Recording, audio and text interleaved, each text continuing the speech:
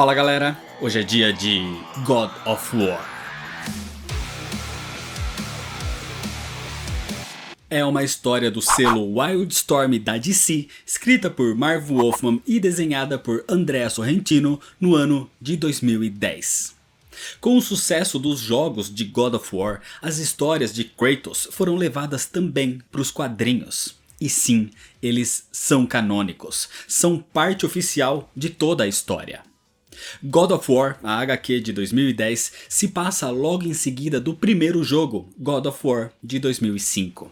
Mas tem um grande flashback mostrando o passado mais antigo, quando Kratos ainda nem era o fantasma de Esparta.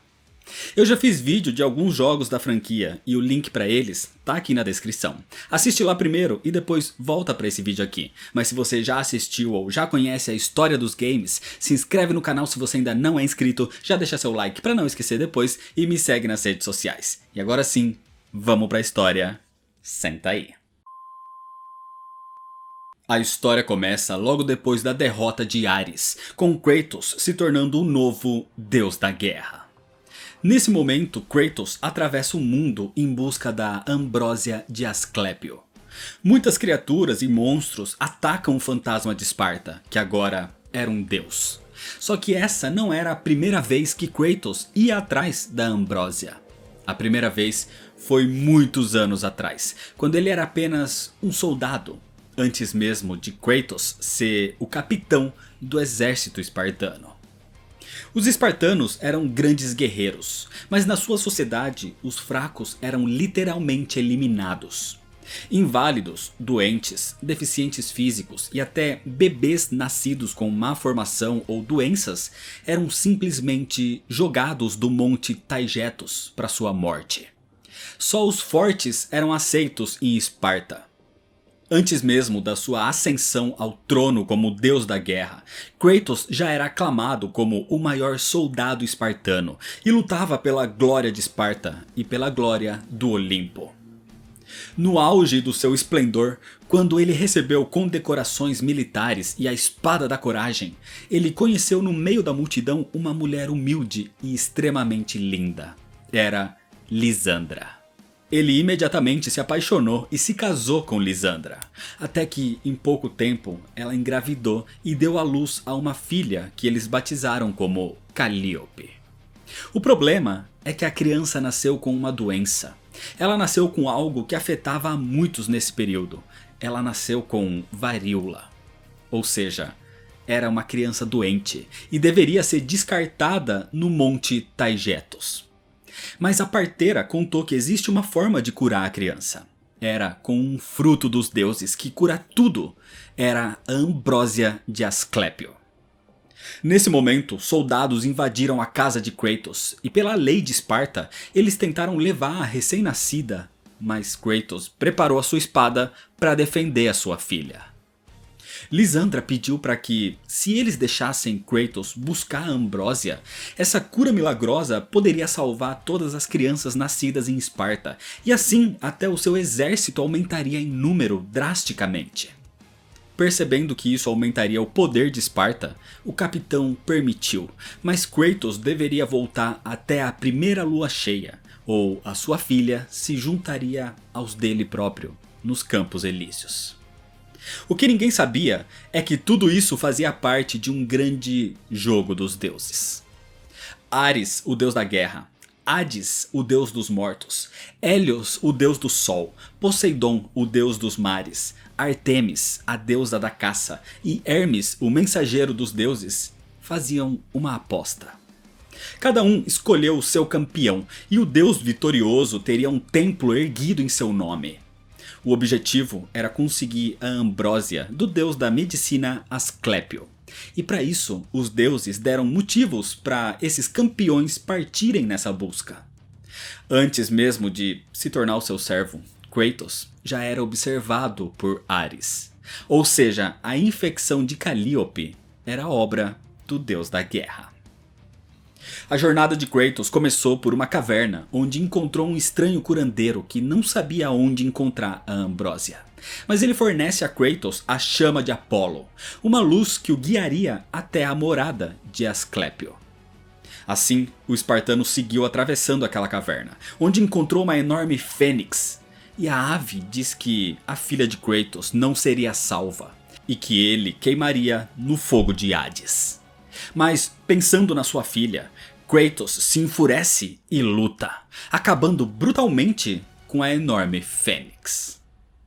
Ao sair da caverna, Kratos viu um grupo de espartanos cavalgando na sua direção. O líder do grupo era Nikos, o capitão do exército, que foi enviado pelo próprio rei de Esparta para ajudá-lo e para garantir que a Ambrósia seria usada para ajudar toda a Esparta. Enquanto isso, outros escolhidos dos deuses seguiam a sua própria busca pela sua própria motivação. Um deles era o príncipe dos bárbaros, Auric, que buscava a Ambrósia porque o seu pai, o rei, começou a sofrer de uma grave doença. Então, ao ouvir sobre a Ambrósia e os seus poderes místicos de cura, Auric e o exército bárbaro partiram nessa busca. Auric era o campeão escolhido por Hades. Ninguém sabia do envolvimento dos deuses nesses eventos, muito menos que essas doenças eram causadas por eles para motivá-los. O escolhido de Poseidon era Heródios de Tera. E o deus dos mares enviou uma praga que infectou toda a sua ilha. Conforme Kratos, o escolhido de Ares, ia ganhando a sua batalha e avançando, Poseidon decidiu colocar Heródios no seu caminho. Um confronto violento entre o exército de espartanos e o exército de teranos se deu nos mares, no meio dos seus navios. Os confrontos eram extremamente violentos, mas Kratos se mostrou superior na batalha dos dois escolhidos, e Heródios foi derrotado. Kratos e os seus soldados assumiram os navios dos teranos e partiram pelo mar Egeu. Mas Poseidon ficou enfurecido com a sua derrota e tentou matar os espartanos usando seus poderes sobre os oceanos, invocando até mesmo o hipocampo para afogar o exército de Kratos. E gerando redemoinhos que destruíram as suas embarcações e os levaram para as profundezas do oceano, onde uma enorme serpente do mar surgiu na escuridão. Mas nem mesmo as criaturas dos mares eram páreo para o melhor soldado de Esparta, e a serpente foi feita em pedaços. Kratos conduziu os seus homens através de uma caverna submersa e os levou para a terra firme, para desgosto de Poseidon. Nikos, o capitão do exército, elogiou Kratos pela sua bravura e liderança, e diz que ao voltarem ele vai indicá-lo para o cargo de capitão. Mas agora eles deveriam descansar um pouco antes de continuar, porque um verdadeiro líder sabe a hora de lutar e a hora de se recuperar. Kratos estava ansioso, a vida da sua filha dependia dele. Mas se ele quer liderar um dia, ele tem que levar em consideração as necessidades do seu exército. O problema é que quem descansava por ali também era a campeã de Artemis, Pótia, e as suas guerreiras de Queros. Elas buscavam a Ambrósia porque as mulheres da tribo estavam gerando filhos que estavam nascendo mortos. Então, aproveitando o cansaço dos espartanos, as guerreiras de Queros partem para o combate. Enquanto isso, no oeste, Auric e os seus bárbaros se destacavam também. E encontravam nesse momento Danaus, comandante dos animais da natureza e campeão de Hermes. Danaus e o seu exército buscam a Ambrósia porque o gado da sua terra estava morrendo de uma praga misteriosa. Mas Auric era poderoso e com o seu machado ele decapitou Danaus e levou a cabeça na sua jornada. Kratos e Pótia continuavam a sua luta, e Pótia até oferece que eles façam uma aliança. Mas isso era uma tentativa de apunhalar o espartano pelas costas. Então, com a sua espada, Kratos simplesmente corta a campeã de Artemis ao meio. Kratos e o seu exército atravessam uma parte do deserto das almas perdidas. E Hades, num movimento de desespero para evitar que o campeão de Ares vença, começa a agir com as suas próprias mãos, disparando gigantescas bolas de fogo do céu. E isso acaba com metade do exército espartano. E uma das vítimas foi o capitão Nikos. Assim, o grupo passa a considerar Kratos como o seu novo capitão. Depois de enterrar os caídos e de prestar suas últimas homenagens, eles finalmente descansam. Mas Kratos sonha com a sua esposa Lisandra e com a sua filha Calliope. O que o faz se sentir culpado, porque enquanto ele estava dormindo, a sua filha poderia estar morrendo. Assim, eles voltam para o caminho. Kratos e os seus homens continuam, mas eles são observados pelos bárbaros de Auric, enquanto Sereion, o campeão pirotécnico do deus Sol Hélios, ia na sua direção. Os espartanos avançam e finalmente chegam até a Árvore da Vida, a árvore que dá o fruto milagroso, a ambrósia. No topo de uma montanha, o pináculo de Asclépio, dentro de uma caverna, a chama de Apolo leva Kratos até a árvore que fica num tipo de ilha ali dentro daquela caverna. Assim, Kratos chega até ela e consegue extrair a polpa da ambrósia. Só que nesse momento, Sereion aparece. Ele é o escolhido de Hélios, sendo o único a saber disso e do jogo dos deuses. E ele tem o poder do fogo. Mas rapidamente, Kratos age, já que ele não pode queimar no fogo do inferno, então ele vai apagá-lo nas águas que rodeiam a Árvore da Vida.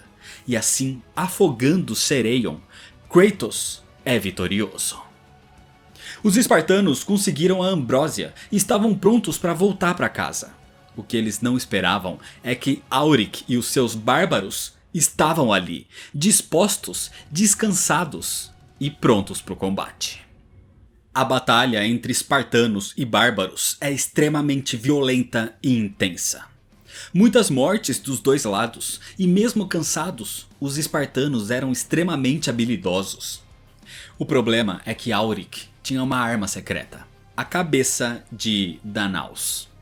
Mesmo morto, a sua cabeça ainda tinha o poder de controlar os animais, e com isso Auric invocou um bando de Hawks, aves gigantescas e extremamente poderosas que atacam Kratos violentamente.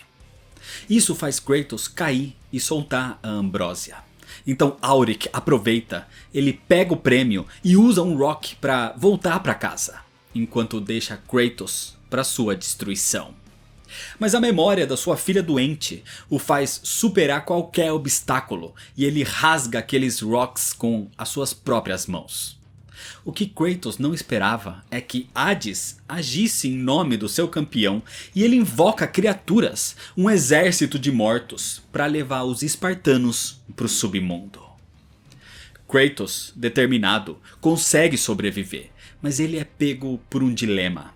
Se ele ficar ali lutando com o seu exército, Auric conseguiria levar e usar a ambrósia e a sua filha morreria. Assim, pensando em Calliope, Kratos domina e monta um dos rocks e, de forma até insensível, ele abandona o seu exército. Os espartanos imploram para que o seu capitão não os abandone, mas Kratos simplesmente vai embora, os deixando nas mãos da morte. Kratos alcança Auric e nos céus, em cima dos rocks, eles começam uma batalha. Auric leva a polpa da ambrósia pendurada na cintura e no meio dos combates uma parte da bolsa se rasga tocando a pele de Kratos. Com isso, ele se distrai e Auric aproveita para cortar a garganta de Kratos. Mas a ambrósia realmente era um fruto milagroso e imediatamente cura o espartano, dando fôlego para Kratos atacar Auric, o derrubando do alto para uma queda imensa. Mas nenhum deles morre, graças ao contato da ambrósia. Só que, ao cair, Kratos conseguiu pegar a cabeça de Danaus, e agora é ele quem comanda os rocks e envia um bando para cima do bárbaro, para que o seu corpo seja rasgado e devorado. E quando a ambrósia, que já tocou o corpo dele, o trazer de volta, ele deve ser devorado novamente, num tormento eterno, como o do próprio Prometeu. Finalmente, com a ambrósia em mãos, Kratos voa para Esparta e chega a tempo de salvar Calliope. Com um pouco da polpa da ambrósia, a filha de Kratos é curada, e então o rei de Esparta permite que ela viva. E mais do que isso, o que sobrou da fruta milagrosa poderia ser usada pelo bem de Esparta. Assim, impressionado, o rei promove Kratos oficialmente ao título de capitão do exército espartano. Então Kratos se reúne com a sua família finalmente, numa alegria que infelizmente não duraria muito. Enquanto isso, Auric, sem mais o efeito da ambrósia no corpo, morre. Mas Hades tinha outros planos para ele e o traz de volta à vida. Ele se levanta mais uma vez para acabar com o espartano que desafiou os deuses. Mas antes, Auric volta para casa para ver o seu pai. Só que era tarde demais. Não só o seu pai, o rei, estava morto, como toda a sua aldeia caiu em ruínas. Assim, Auric se torna o novo rei dos bárbaros e jura vingança contra Kratos. Mal sabia Auric que seria a sua vingança que iniciaria todos os eventos onde Kratos juraria lealdade a Ares e se tornaria o deus da guerra. Isso aconteceu no passado, mas agora, no presente, Kratos acabou de realizar isso, a sua ascensão. Ele acabou de derrotar Ares e de se tornar o novo deus da guerra. E agora, como um deus, ele trilha o caminho que antes trilhou como um mortal. Ele atravessa as cavernas, hoje habitadas por um minotauro e por aranhas gigantescas, criaturas enviadas pelos deuses para pará-lo. Mas agora Kratos era muito mais poderoso e tinha as lâminas de Atena. Inclusive, nessa sua nova jornada, Atena aparece para ele na forma de uma imagem espectral e o avisa para não continuar, porque o caminho agora estava cheio de armadilhas feitas para destruir até mesmo o mais poderoso dos deuses. E agora até mesmo os mortos estavam no caminho. Mas Kratos não se importa e estava pronto para enfrentar qualquer coisa que o esperasse nas sombras, sejam os vivos ou sejam os mortos. E quando ele atravessa o deserto das almas perdidas, ele encontra exatamente isso, os mortos. O exército espartano que ele abandonou quando estiveram ali lutando por ele. E agora os mortos se levantam, armados até mesmo com as suas antigas armas enferrujadas. Eles lutam contra Kratos, mas totalmente sem chances, porque antes eles o conheceram como mortal e agora ele tem o poder de um deus. Assim, o seu antigo líder os destrói impiedosamente. Kratos finalmente chega no pináculo de Asclépio e chega na pequena ilha onde está a árvore da vida. E um novo fruto estava nascendo ali, algo que demora anos para acontecer. Só que assim que Kratos pisa na ilha da Ambrósia, ela ganha vida. Acontece que aquela ilha na verdade era Gyges, um dos 3 Hecatônquiros. Gyges era filho de Urano, mas foi abandonado pela sua aparência grotesca e monstruosa. E Gyges planejava dominar a Terra e governá-la ao lado dos seus irmãos. Mas a batalha de Kratos contra Sereion ali, anos antes, queimou os 100 braços do Hecatônquiro. E agora Gyges queria vingança. Gyges esperava ansiosamente pelo retorno de Kratos, que voltaria pela Ambrósia mais uma vez. E agora ele estava pronto para matá-lo. Mas Kratos se livra das garras de Gyges e revela que não está ali para roubar a Ambrósia.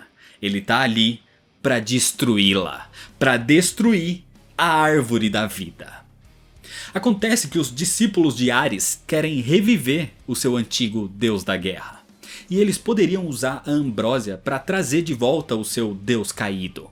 Então Kratos vai evitar isso, destruindo tudo, incluindo o próprio Gyges. Toda essa jornada era para isso, para evitar a volta de Ares. Agora que Kratos era o novo deus da guerra. E para evitar isso, Kratos tem a chama de Apolo para acabar com o Hecatônquiro.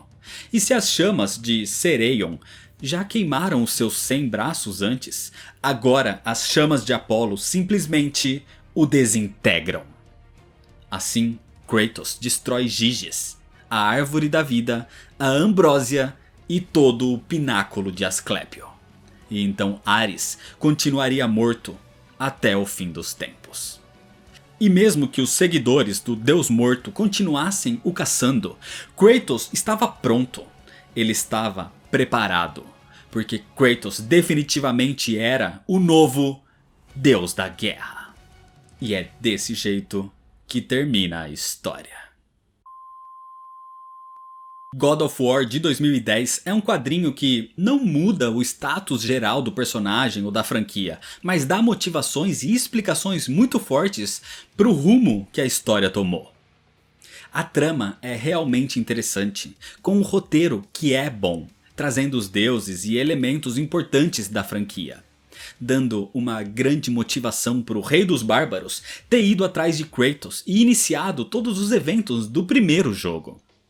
O problema é que a narrativa da HQ é bastante quebrada, alternando entre presente e passado várias vezes, diferente do que eu fiz organizando tudo para contar a história por aqui, de uma forma mais coesa.